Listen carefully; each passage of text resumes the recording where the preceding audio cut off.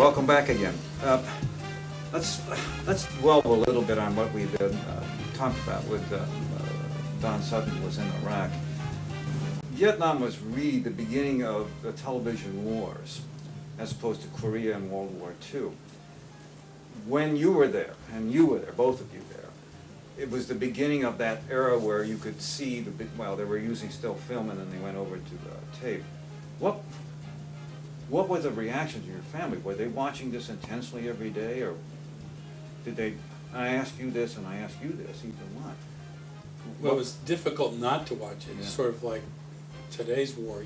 It's difficult not to see it because it's on every newscast. At the time, this country was embroiled in a lot of social upheaval. Had the civil rights movement, the women's movement in Vietnam all at the same time.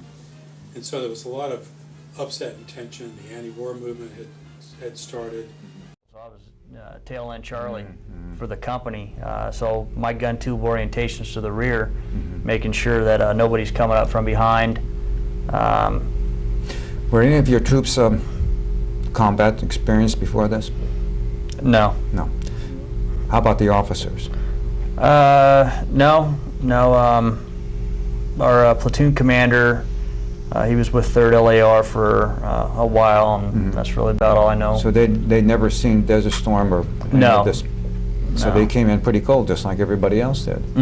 When I ask that, because there's an expectation of what you're going to see, or maybe you think you're going to see, Right. and then here's the reality. Well, you know, when we started to catch up with the RCT, that's when you started seeing the dead bodies on the side of the road. And we had stopped at one location, and I think there was like 3 dead Iraqis on the side of the road, where I had my sergeants actually take the junior Marines and show them the reality of what's going on here, and to make sure that their head's screwed on straight to where they don't end up like those guys. Because you know, a lot of them, they're young kids, 18, 19 years old. They've never seen a dead person before in their life. So I made a point of having the sergeants go out and show them this, just to kind of get their head in the game. And how did they react? You know, they did pretty good. You know, they did their jobs well, and I think that it probably drove home a point. Hey, you know, this is for real. You know, people are going to die. Better him than me, type thing. You know, do our job. Let's get the heck out of here, and you know, go home to our families. So, I'm real proud of all my guys. They did real well. Did you see a lot of casualties there? No, as I said, we were really some of the lucky ones that where we were. There just that wasn't happening during the time that I was there. That there were so many casualties. So, and most of them again were Iraqis. So you didn't really see a lot of your own guys going down? No, not in Iraq. I saw it in Desert Storm, but not in Iraq. Why more in Desert Storm? Because it was supposedly a better plant, or is it just because it's a bigger operation? I guess it was just a bigger operation, or where I was then compared to where I was this time. You know, and that was the thing that hit home with me, was that if I have to go somewhere else again, that it won't be the same. Yeah. And I won't be able to plan for it, and you make it up as you go. Yeah. When you first saw the expanse of this country, we've had people on here prior about being there. And one of the things that they impressed, and they all said the same thing, it's expansive. There's just miles and miles of miles and miles. When you look at it from a tactical point of view, don't you have an advantage of looking out there? You can see somebody coming at you. Well, you know, in the southern area, it was pretty open, although we were still limited to the roads. And when we were training in Kuwait, we thought it was going to be, we're training for maneuver warfare, open desert, you know, wedges and V's and all this other stuff. And we crossed over, and we're tethered to the road. And once we got up into the central area, you didn't leave the road, or else you're getting stuck, because they had flooded out the fields. And so it was basically, you know, column movements, you know, convoy type patrols. So it really wasn't, you know, opened up. So you didn't do any search and destroy thing? Oh, well, we did that. We did plenty of that, but we are doing it in an urban environment. And so now it's, you know, it's three-dimensional. Now you've got to constantly be aware of, you know, what's above you, what you're going under, especially if you got your gun tube, the turrets traverse somewhere, so you're constantly having to bring your gunner back, you know, in front so he doesn't hit telephone poles and all that stuff. And but you constantly got to look at the roofs, because I was just waiting for somebody to drop, you know, Molotov cocktails on us or fire RPGs or. Did you whatnot. have training for this kind of?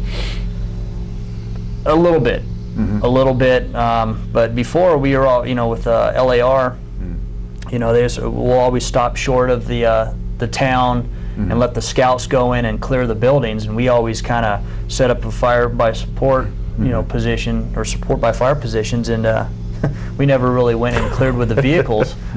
And so now we get over there and it's, hey, you're all in the So town. everybody's in it. Everybody's going through the town, and then you've got Amtraks coming the other way, and your packs are getting ripped off the side of the vehicles, and you know, then you got the sandstorms, and people are crashing everywhere, and it was pretty wild. Pretty hectic. Oh yeah. Confused Yeah, definitely. I don't think I ever knew where I was at any given time. Yeah. Huh? Okay. Yeah, because we were moving so fast. How do you play into this? Because if they're moving fast like this, you've got to be right along with them. Yeah, we're right there. Each company has a specific amount of corpsmen they're going to ride in the vehicles with them, and a lot of my corpsmen were in their vehicles. So Were you commanding? no, as a reservist, I took care of the LAR headquarters and service battalion over in Camp Pendleton. Once a reserve unit comes together from all over the country, then all the ranks join up, and we got our whole complement of doctors and master chiefs and everybody else your who takes rank, charge. anyway? I was at E5. Okay. I'm in E6. Okay. Go ahead. Sorry. So each vehicle's, or not each vehicle, but several vehicles has a corpsman in it, and then the headquarters and service support is going to move up behind that, kind of take a central location and be able to service the line companies. Right. Yeah, we had 2 corpsmen per platoon. Yeah, so you got your corpsman as a corpsman. They're gonna be right there with them. They're gonna take on any casualties that they have, and then they're gonna move them back to headquarters and support. From there, they're gonna move back to When we were doing the regimental. pre-interview on this thing, the way it was described, the way you described it, to me, it was like you were having a mini MASH following around the troops. Is this not how you looked at it, or could you do battlefield treatment right there? We would do anything that we had to do. It's hard to explain that, because if you have the support, that's great. But if you don't, you're going to do what you have to do right there. If you had to do, you know, surgery in the middle of the sand, that's what you're going to do. And corpsmen before me know that, and doctors before me know that. You're going to do whatever it takes. It's not sterile. It's not the best kind of environment. It's not the one you pick, and you never get to pick it. And that's the reality of. Did you get to know those guys? The guys that were there pretty well? The guys, all the corpsmen that I was with? Also the troops? Oh yeah, well, a lot of the guys I knew, and I met a lot of people from all over the country. Format. Okay. Our director here, Dante, was in Nam, and he was making references in the between here about how the difference is when he was hit there. I mean, they came in and medevaced him. There's a difference in this case. You explain that, how you treat people differently from that situation, because it wasn't even a corpsman there. Well, if there's not a medical personnel, we were just speaking about with the Marines, we do something a little bit different now. So we have a combat lifesavers course, and it's a spin-off from what the Army put together, and we teach the Marines how to render aid, and a lot of the things that we're going to experience or things that they might come across in and on the battlefield itself, where if a medical personnel was down himself, or I mean, and these things happen. So we give them the necessary tools. We tell them how it's going to happen, how it might happen, and it's a full course that we've started teaching to help them help each other. And Right. Did you get caught in a situation like that? Not really. But even back when we were in Kuwait, preparing to cross the line of departure, You know, we get a lot of classes, like I said earlier, but it's, you know, self-aid, buddy aid, corpsman aid, you know, and like what the docs have, you know, taught us, you know, how to give IVs, apply tourniquets, you know, start the breathing, stop the bleeding, protect the wound, treat for shock, you know, all those type of things. And each Marine in the platoon knows what to do once, you know, they get engaged. And we also kind of tell them, hey, you know, you might see, you know, your partner, your combat buddy, you know, bleeding somewhere, but it might be quicker to get him help is to neutralize the threat. Right. And, you know, kill the enemy and then come back, and then. And that's part of that class that's so helpful, is you're not having guys just, you're making them think that it might be more beneficial to kibosh the enemy before we run out into the street and try and save our buddy. Right. Now, did you fire a weapon when you were over in either one of these situations? No. No. No, not as a corpsman, no. No. You were never armed? We were always armed. Yeah, as a corpsman, generally you're carrying a 9mm. And some of the corpsmen carried M16s. So. Did they use it at any time? Oh yeah, some of our corpsmen had to. Yeah, had to. Yeah. Was it pretty close order? A couple instances I heard of a couple corpsman friends of mine. Yeah, it was very close. Do you get in close order type fighting? There were some times where we were real close, but not, you know, anything less than, I'd say, 50 meters. The majority of it where we'd fire was from our pintle mount, which is a 240 Golf machine gun, and I think we engaged a couple enemy at 150, 200 meters. We did a raid with the SEALs where we actually employed the main gun, which is 25mm, at a house where we had taken fire from, and we were probably about maybe 30 to 50 meters, which was relatively close for this gun. Blew big holes in it, and then the SEALs actually went in and cleared the house through the hole that we put in the wall. Did you really see the guys up right here in your face? The enemy right up here in your face? No, they're real cowards. Other than there was one suicide bomber dropped a grenade in the trunk of a car at one of our checkpoints. We saw him coming, and but you know, he's dressed in plain clothes. And my gunner actually saw him from about 300 meters away and just advised me, hey, this guy's coming down, he's got his hands behind his back. You know, I radio up to my scout team leader, hey, keep your eye out for this guy, and right at that time he just ducked right behind the car, and it was a setup, and they had threw the grenade in the car blows up, none of the scouts got fragged, immediately shot and killed that guy, and then his three buddies run across and took cover behind a kind of like a little rock building, mud hut, if you will, and then we pretty much let them have it. Any regrets for going over? No, none whatsoever. No, not a one. Okay. We're down to the last minute.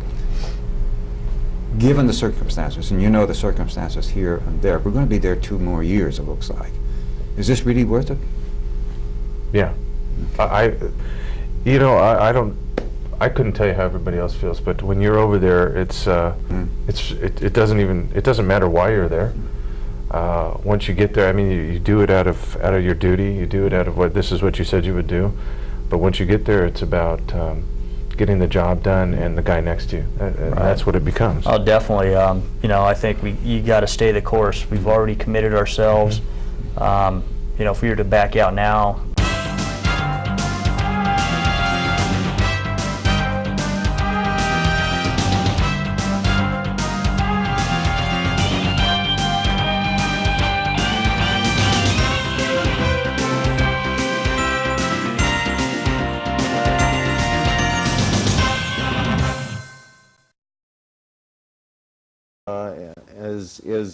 There's another series of blips that is coming this way. Oh, I'm sorry, here they are up here, is the edge of it. And this is supposedly, this series of blips that starts off here is the P3. Now eventually what's going to happen is all of these in the same, looks in the same vertical space. If you will, imagine a shopping mall parking lot, okay, and one maybe where there's even a 2 or 3 elevation parking garage here. what you have on the screen is the radar scope is someone saying, okay, I know that US Air is flying at 24,000 feet. I know that TWA 800 is flying at 13,700 feet because of numbers on here. On another one over here, part because it's true, is that a hole breaches an airplane and everything starts sucking out, you know, and it's because of disequal pressure, but also the plane by this time is going about 400 miles an hour, and so that wind force itself. I think the DA may have a few things she needs to say to Ruth. Ruth, they're going to bring the inmates in, and after the deputy gives us some instruction, and after you've had a chance to look, we're going to ask you some questions. Well, I've just never done this before, and I'm a little apprehensive. You okay? Just take a deep breath for me. He's not going to be able to see you. Are you sure? He's not going to be able to see you at all. I can see it so plainly. I know, but the way this glass is designed, they're not going to be able to see you, so you're safe here, okay? Deputy Perry's right here, so nothing's going to happen to you. All right? We're all right here. All right. I'm ready. See you again for a minute. Okay, ma'am, your right foot shoulder on the wall. Follow the first man to the room, and your back on the wall, shoulder to shoulder. Hold your nose up and feel the seat. At a time, you're safe. No one can hurt you here, and they can't see you. So just try to take a deep breath and pay attention. And I know it's going to hurt to think back to the night that this happened. But if you take a deep breath and just take it one step at a time, it'll be over soon. Well, that's what worries me. He knows where I live, and he can come back. When this is over with, hopefully we're gonna put him somewhere where he can't come back and hurt you anymore, okay? Gentlemen, let's all place the numbers right under your chin.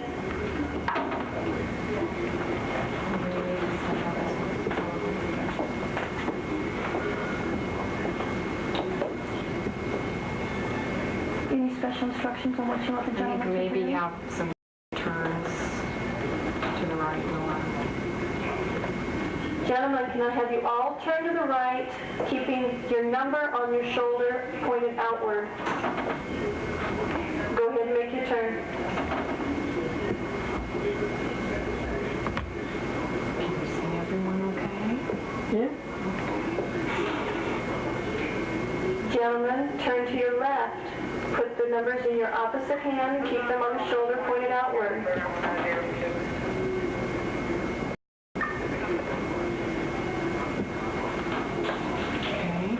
Could you get 3 to stick his hand in his pocket?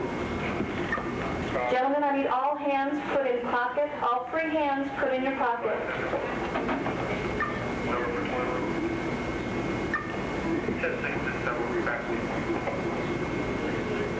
Would you like me to say? Ruth, when this happened, I think one of the things that they said to you was, the man said to you was, shut up or I'm going to kill you. That's right. That's right. Would it help you in this identification if you I'd were like to hear a voice. Okay, we'll have Deputy Perry ask them to say that line. Number 1, face forward. Take 1 step forward. Number 1, take 1 step forward. Repeat what you wanted to say. Shut up or I'm going to kill you. Number 1, I need you to repeat. After I've completed a sentence, I need you to repeat it back to me. I need you to say, shut up or I will kill you. Ruth, is that how it sounded? Is that how you said this? I need you to speak louder, please. Thank you. Step back in line. Number 2, face forward. Take 1 step forward and repeat the same sentence. One more time, louder. Thank you. Place your back on the wall. Number 3, turn forward. If I could hear 4 and 2 again. Number 2, step forward and repeat the sentence. Thank you. Place your back on the wall. Okay. It's okay. It's okay. It's okay. It's okay. Deputy Perry, take your time. Okay, gentlemen, if you don't turn to your left It's okay. and exit the room. Be all right. Can't come through the glass and get you. Okay? He's going back into the jail. The wand suits you because in the way you are a fairy godmother, you take away all the problems. Fairy godmother. Huh? Yeah. And you know, you're right. If I could just walk around and tap all the bad people in the world on the shoulder with this and make it all go away, I would. Of course, I would have to find a new job, but you know what? That would be A-okay with me.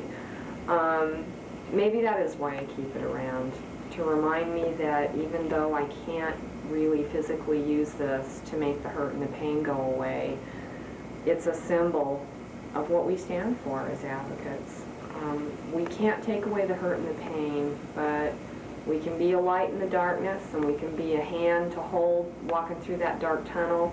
We can be a friendly voice on the other end of a phone line, and we can be a friendly face in a scary courtroom, and we do all of those things and more, and I'm really proud of that.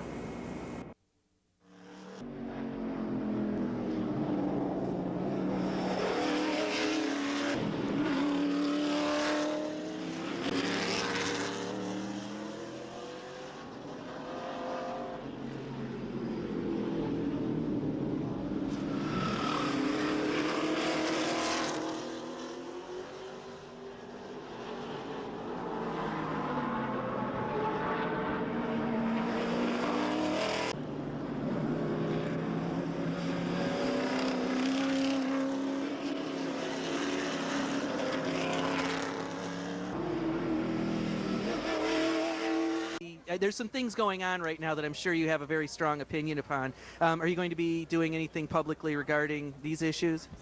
Are you talking about the war in Iraq, North Korea? What are you talking about? Poverty, what?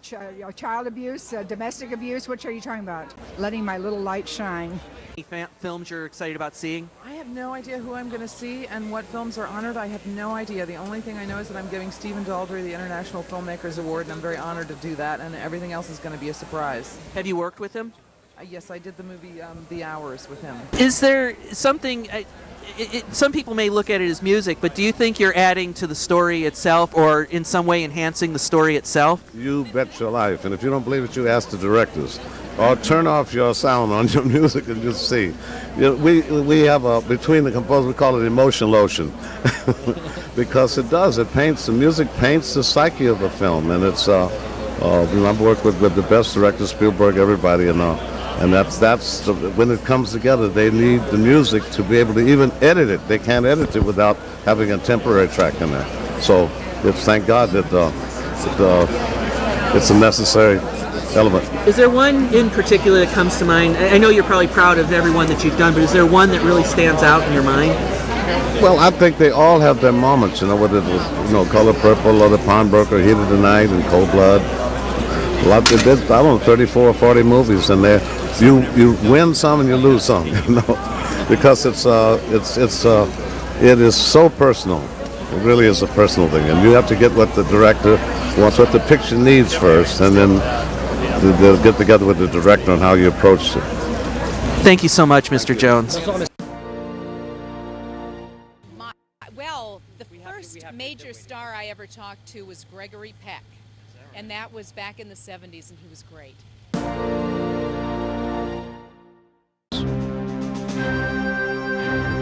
This is the story of Eva Krautz, survivor of Auschwitz concentration camp. Hello, Eva. Thank Hi. you for being here with me today. Nice being with you. I know that you are living a very thriving, beautiful, fantastic life, but I also know it hasn't always been that way. You've been through some very incredible experiences, and today, thank you for being willing to share your story with us. My name is Trina Johnson. Have you ever been through anything and survived it? Well, today you have an opportunity to meet someone who has been through an incredible experience, and you want to start by telling us how old you were and where you were and what happened to you. Well, I was born in Poland, and when the war broke out and the Germans occupied Poland, I was a 14-year-old girl the people who went to Dr. Mengele, the one who went to the right, the others to the left, went to the ovens. You're in a line and Line, just like this? like that. And some pointed out through the chimney that there is the smoke coming out, and those are the ovens. And This we knew already in Auschwitz when I was. And you you knew know. what was happening. Yes, in Auschwitz we knew. How did you deal with that kind of terror and fear? Every single day to me was like this is the last day. Many people will ask me questions and they will say, you had to have hope. I really didn't. If I talk about myself, if I had hope, I didn't. Even though I remember, and that was in Hindenburg in this camp, and when we heard the planes going by, and we thought that those are the Americans, and we ran out and we applauded, and we were so happy because we thought that they will bomb the camp. I still somehow, I was so young, and there were some older people, and they used to say that we will be liberated, that there will be a time. But I somehow did not believe. I always felt that this is the last day. And you had to be, yes, I was asked questions before if in what I believed, and you read my letter. I believed in luck, because how many times I was so close to death, and it isn't because I was stronger. The strong survive, the weak did not. I remember when I was staying in front of Mengele, I was a little girl, and there were beautiful young girls, healthy. They went to the ovens, and I went to Hindenburg, to this labor camp. So I don't know, what is it? I think it's luck. What else? Do you recall anything, any certain thing or person? What is it that kept you alive, do you think? What kept me alive is, yes, luck. And then many of us, among us, gave up. And they sat in that place, in Bergen-Belsen. Yeah, and they did not move. They did not leave that barrack. And this is how they died. I used to get out from that barrack and go and be like a beggar. Stay on the kitchen. And I have another story which I missed about a German, and beg for a little food, and did some work in the camp, like carrying the food to the barracks. And I got this little bit of extra, little food. And I remember running to the barracks and sharing with my friend. It's very easy to share when you have a lot. But please, God, be my witness.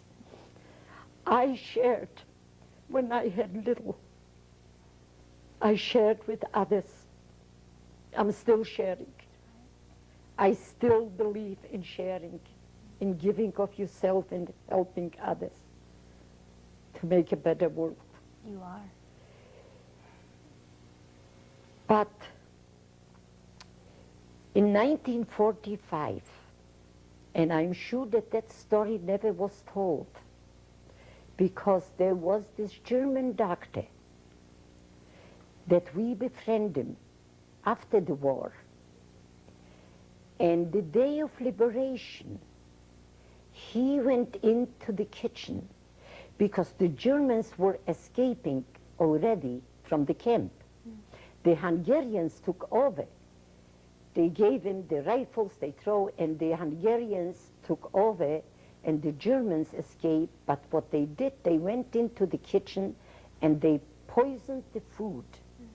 This German doctor went into that kitchen and told him not to give us out the food.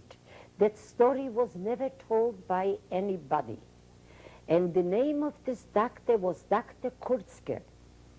And he saved a lot of lives. Later, after liberation, he became the head doctor in our camp. And we became very close friends with us, with all of the survivors. And I hope that he is among the righteous in Israel, because I've been there and I was looking for his name. At the time when I was there, I didn't see it. But this German doctor saved a lot of lives. And he lived with us in the camp, and he was my doctor after the war. And I'm really thank you for sharing an incredible experience of your life. To bring it a little more up to date now, I know the button that you have on that you wear so proudly is your husband, your late husband. Yes. And we wanted to get a shot of that. And I'm real interested in that love story there. When your eyes met at the camp, and was instant love? Yes. Yeah? Yes. Yes. And so there's a certain bond, obviously, yes, that you have and still yes, carries with you today with yes, other survivors. We built a life together. We came out from a camp, like I mentioned before. We both had nothing, but we were very happy to be alive. And we have a beautiful family. Mm-hmm. But, like I mentioned to you, my husband passed away. It's 10 years, yes. But I met a man in Palm Springs 7 years ago who is also a survivor. And we are together. Right at the moment, he's very sick. But we had a beautiful relationship. And because we went through so much pain, he lost his wife, I lost my husband. We understand one another. Right. And we feel for one another. We have a history together, and that's why our relationship is so strong. Mm-hmm. And I pray to God, please God, let them get well. So, I've been through before, I'm going through now, and I hope I will survive this too. And please God, let him get well. Mm-hmm. He too has a lovely family, and he too built his life in the United States when he came to this country very young and did everything on his own. And all I can pray is wish for him to get well. Eva, are there other survivors that you stay in contact with? Yes. Were they from your camp? Yes. Some from my camp.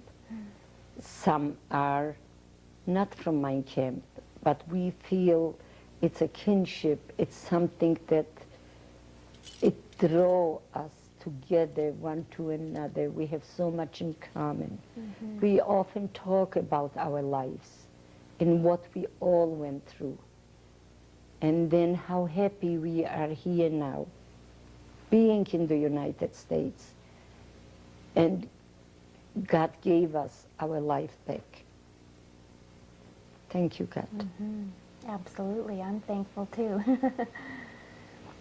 I know very recently Steven Spielberg, 3-4 years ago, came to your home. Yes. And did a documentary. Yes. What was that like? Well, every time I speak of my experiences, it's very painful for me.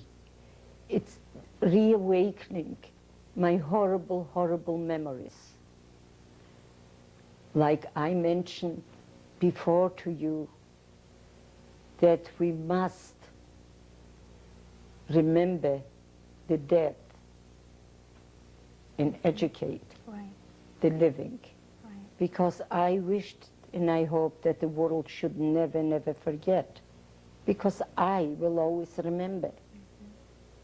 So it is a hardship when I speak of all the experiences, the horrible experiences that I endured in my life. But I think I became a better person. I appreciate everything that I have. I'm not talking right now about material things.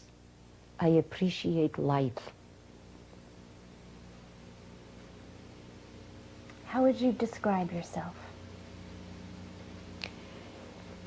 A very happy person. Very energetic. I always like to do and go places and experience different people and be with people. I love people. I love people. I will show you later a gift from my children, but they gave it to me.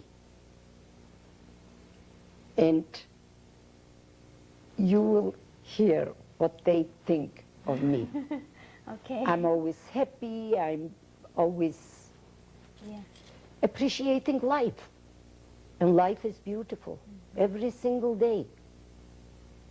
We should be thankful for every day. Is that your motto? Yes, because you never know what tomorrow will bring. Today is your day, so hold on and do the most with it. That's all we know for sure that we have. Yes, today is yours. It seems like to me, the same way in the camp, how you forced yourself to get up. To get every up day and go out, yes. is why you lived. And now also, you're forcing yourself to speak of the horrific things that you went through so others can learn and not forget. Because we can learn an awful lot from your story. I know I have today. Thank you. I really have. Thank you. Thank you for being kind. Oh. If you could change anything at all from your past, would you? And what would you change? Well, I don't understand that question. Because if I could change, I would love to have my husband. If I could change, I would like to have my parents, my family.